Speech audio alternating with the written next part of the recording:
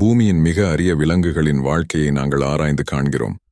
இந்த அற்புதமான உயிரினங்கள் அழிவின் விளிம்பில் உள்ளன. அவற்றின் கதைகள் நம் இயற்கையின் பிரம்மாண்டத்தின் மிக பக்கத்தை காட்டுகின்றன.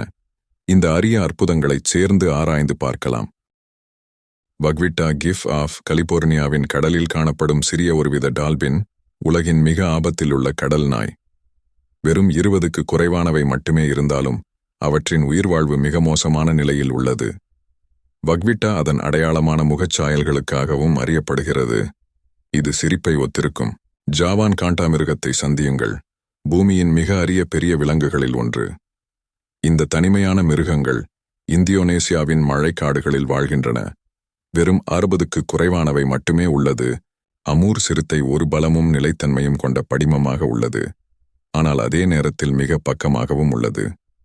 ரஷ்யா மற்றும் சீனாவின் காடுகளில் பூர்வீகமாக இருக்கும்